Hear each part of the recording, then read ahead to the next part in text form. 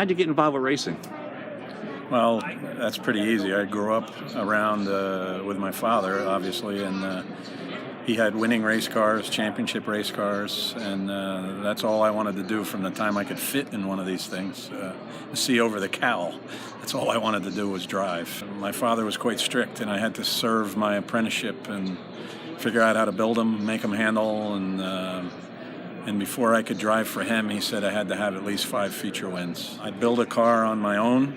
I bought a wrecked 3/4 midget, put it all together myself, and started racing it at Pine Brook and Freeport, and I won those features that he mandated that I had to win.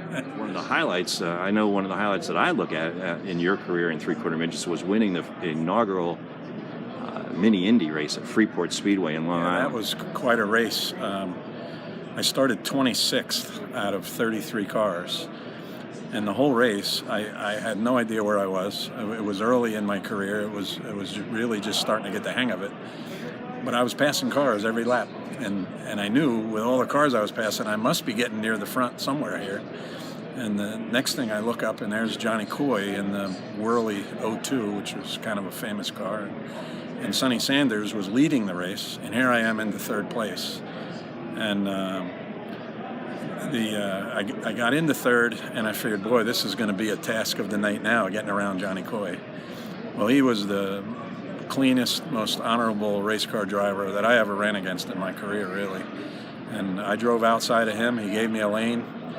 Then I got outside of Sonny, and he started nicking in underneath of Sonny, thinking that he could get us both. And I finally cleared Sonny and won the race. And so to win it from that far in the back and win it with that cast of characters the way I did was it sticks right up there with, especially in my TQ career. The transition to driving for my father was not only the pressure of driving for him, but it was also I went from a TQ to an ARDC midget. So my first race driving for my father was not only in a revolutionary car, if you will, but it was also in a midget. And it was on a half-mile dirt track. I had never run dirt. So it was in a roadster midget at Williams Grove Speedway. And talk about baptism by fire. Yeah, it's an eye-opener for sure. It sure was. Yeah. What year was that? 1975. The cast of characters in 1975 in full midget racing here on the East Coast was just chock full of talent, and could have been an eye-opener for anybody coming in. But you had good machinery, and your office was set right. How did it feel to have success as you went forward with that caliber? Well, I mean, to actually finish in the top 5 with the group of people that were running ARDC at that time was not only quite an honor, but it was quite a task as well. And I mean, there were some really good guys: Hank Rogers Jr., Jimmy Kirk, Lee Earnshaw, to name, and a guy that kind of started about the same time as we became arch rivals, was Bobby Ciccone. And what a competitor he is, or was. I think we were both cut from the same cloth in that respect. Yeah. And he also drove for his old man. And there were pressures there. Yeah, there were, I'm sure. Misery loves company, I suppose. So my midget career, probably one of the highlights was winning a 100-lap feature at Seekonk Speedway. Again, started way in the back.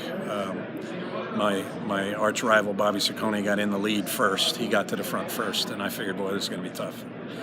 And I guess at about lap 80, I got by him and won the race. And 100 laps at Seekonk is quite a challenge physically.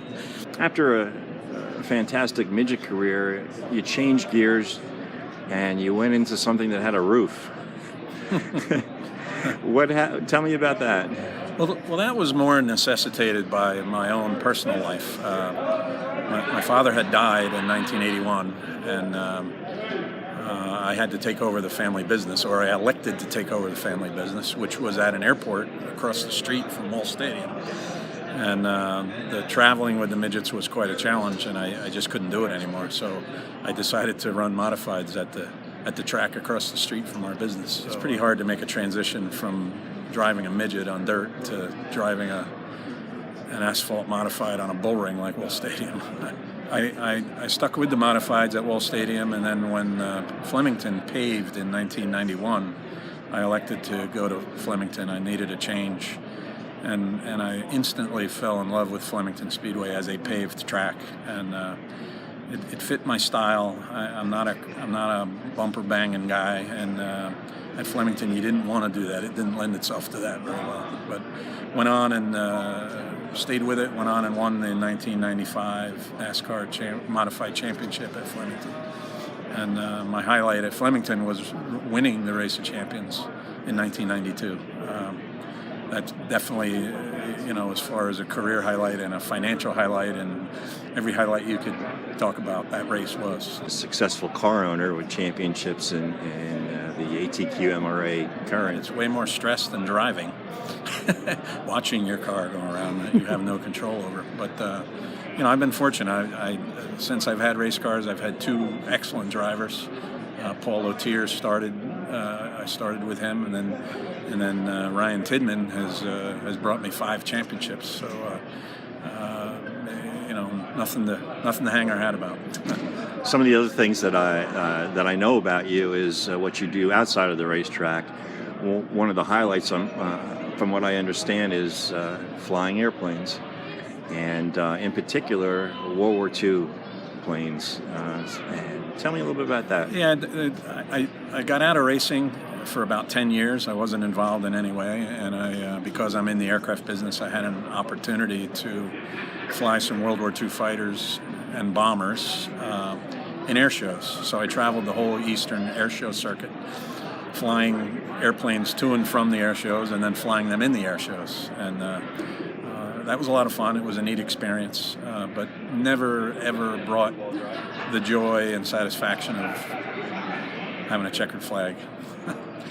Well, you are a true legend of the sport, and it's been an absolute pleasure talking with you today, and I wish you nothing but success going forward. Thank you.